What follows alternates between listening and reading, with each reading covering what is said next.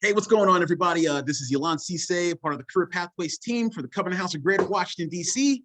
Virtual Hiring Fair. Today, we have Stephanie and Taylor of Guest Services to present an employment opportunity for y'all. The floor is yours. Great. So we're from Guest Services, which is a hospitality management company. We have locations nationwide, but we do have a large presence in the DC area. So I'll let Taylor kind of talk about what we do. All right, so we are a hospitality operations group, but we do also work with RV sites, lodging, government, the national parks, and one of the few positions that we have available in DC are mostly hospitality positions. We have a catering coordinator position. Those positions are usually Monday through Friday. There's no weekends involved. You're usually working in the morning time. So it's a very stable job to have. Also, most of our DC positions are Monday through Friday because they're either in a law firm, a government establishment, or it's just, I guess, a smaller unit. But we do have an administrative assistant position that is also Monday through Friday. If you have any administrative skills or a background, this will be a great fit for you. We also will be doing bookkeeping as well. If you are into cooking, we do have grill cook positions and Navy Yard, which is not too far. I mean, it's right there in public transportation. We also have a lead barista as well in the Navy Yard area. And cashier, if you are familiar with the Columbia Island Marina, that one, I think it's more so closer to the wharf area. We also have a cook position for that.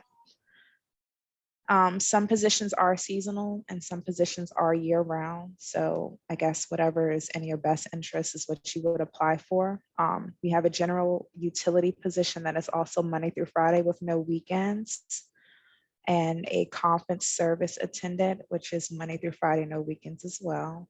If you love the water, the marina at Columbia Island is also hiring for dockhand.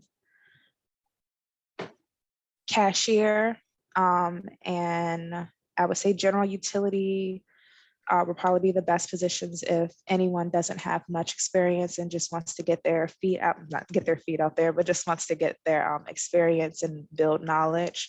Those are great jobs to apply for. But I would definitely strongly recommend if you apply for a cook position to at least have a little experience before applying. If you are a very social person and like to meet people, I would definitely suggest doing the kiosk attendant in the Lincoln Food Hall. We also have positions at the American History Museum for cashier. If you are interested in being a tennis instructor or a tennis attendant, we also have those located in the Potomac area of DC. The food prep server position is also available at the Holocaust Memorial Museum. For these other cook positions, those are at Temple Bar, which I believe is in the Marina area. Those pay really good, but you definitely need to have experience for those as well. And if you love horses, we have a horse center instructor position that is located in the Rock Creek area, and another food and prep server that will be in the Navy Yard area. And those are all of our open positions that we have in the DC area. There's probably about 3 or 4 open positions that are operating 7 days a week, and the rest are mostly 5 days a week, which is Monday through Friday. So I know you said a lot. I'll try my best to try to capture as much as possible, but let me just try to clear up what I have written down. So essentially, this is with the hospitality sector. You guys are pretty much located in law firms, national parks, museums, and some of the positions that you have offered and open are for catering, admin assistant, grill cooks, baristas, cashiers, horse sitting positions. And most of the positions are actually Sunday through Friday, correct? Mostly regular workday weeks? So most of them are Monday through Friday. There's about 4 positions that are open right now that will operate 7 days a week. And just to clarify, the museum positions like American History, Natural History, those are actually the food service kiosks that are located in proximity to that museum. It wouldn't be in the museum cafe, it would be in the kiosk outside of the museum. So the kiosks are on the National Mall.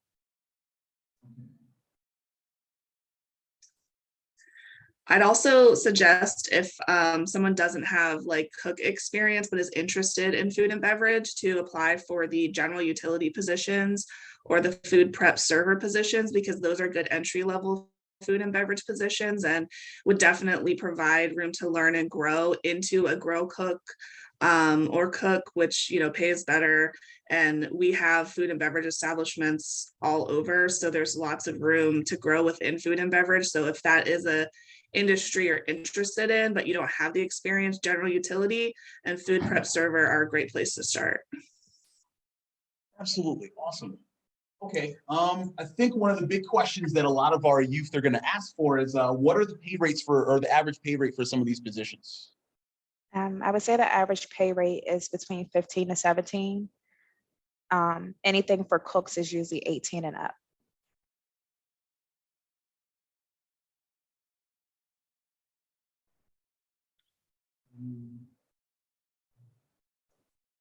Okay.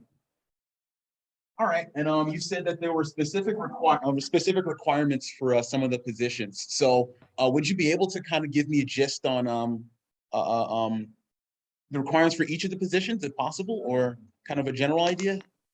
Okay. All right, we can start with the catering coordinator. I'll do a rundown of requirements for that one. So for the catering, you will need to be on your feet to accomplish most of the tasks. You'll need to be able to bend, lift, carry, reach, lift up to 35 pounds occasionally. You will also need to be able to sit at a desk as well in front of a computer for an extended amount of time.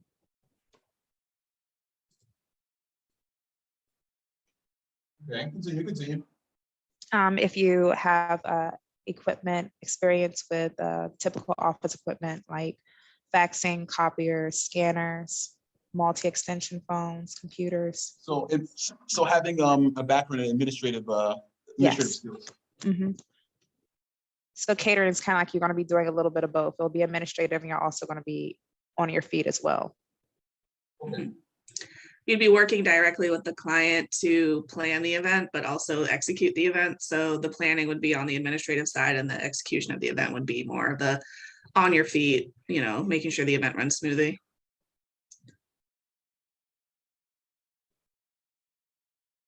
Okay, awesome. Now it's a catering coordinator. Yes. Okay. Do you all have a website and where these positions would be available? Yes, we do. We could either send you the link with all the positions that have been discussed for today so they can review all the openings for DC, or we can send them individually, whichever is easier. If you can put them in the chat, then that would be awesome. So that way I can make sure I get sent out to everybody.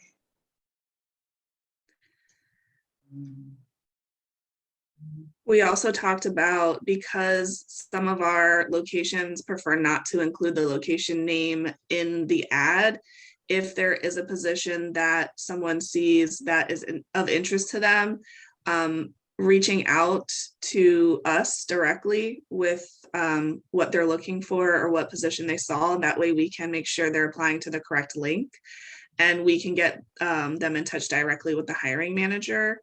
So Taylor, do you want to provide which email address would be best for them to reach out to directly? Yes, I will also put that in the chat as well.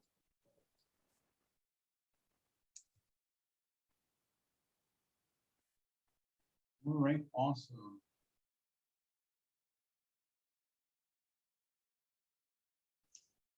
All right. Make sure that information gets in this link as well too. Awesome.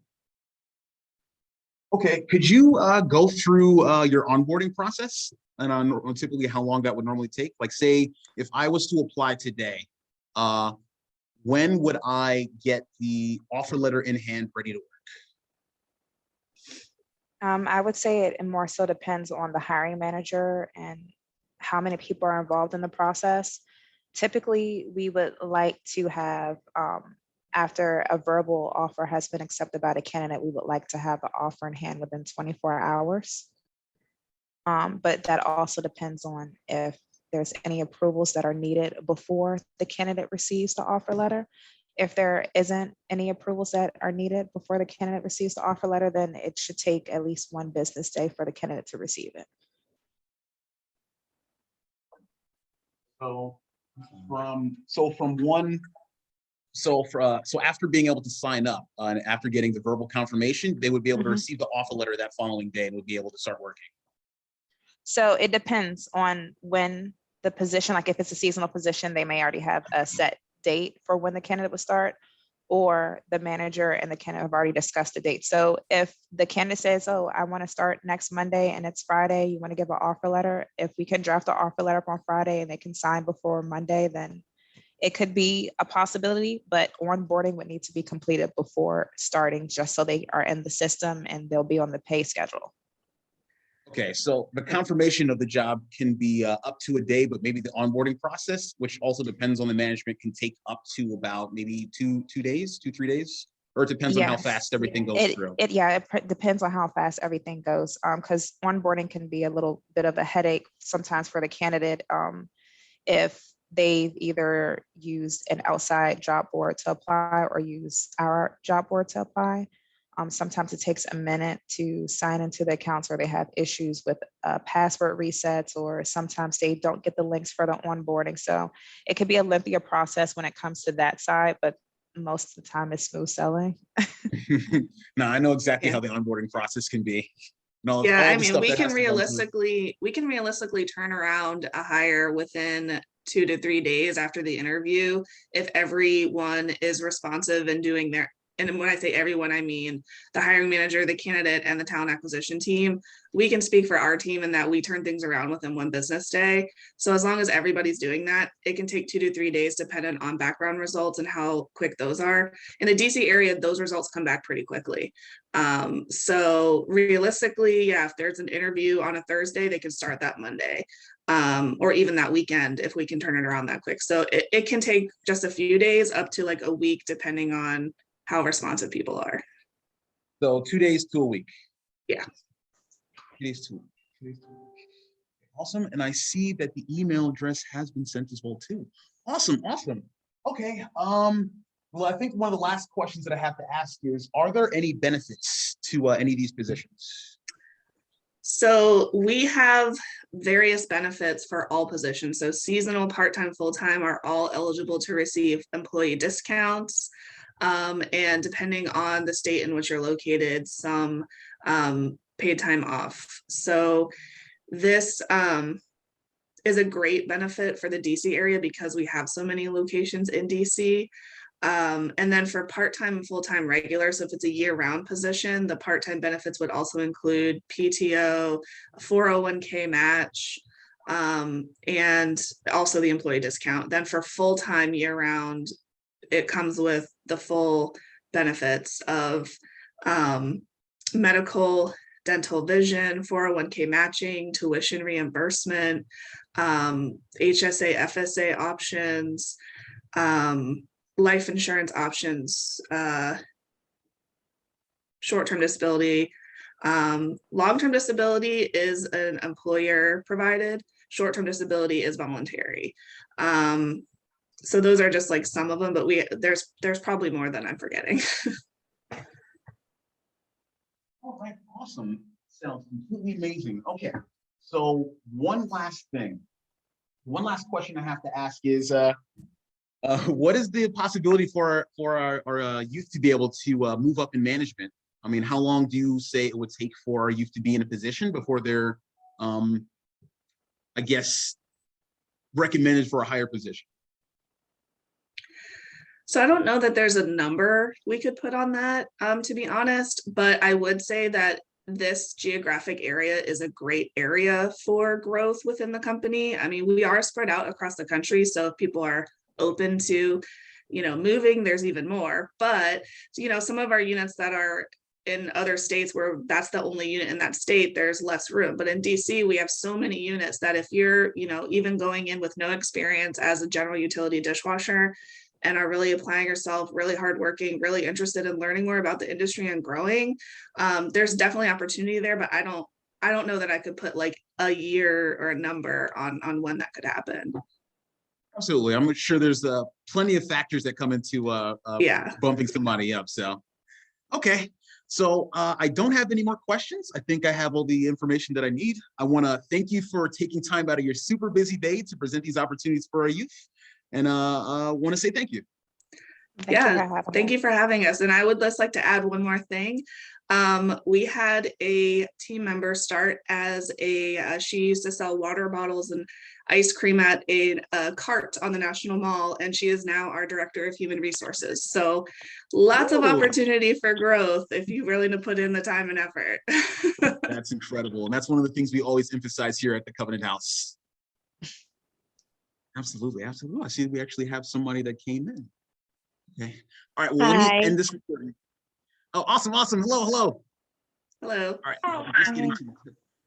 All right. Thank you and take care.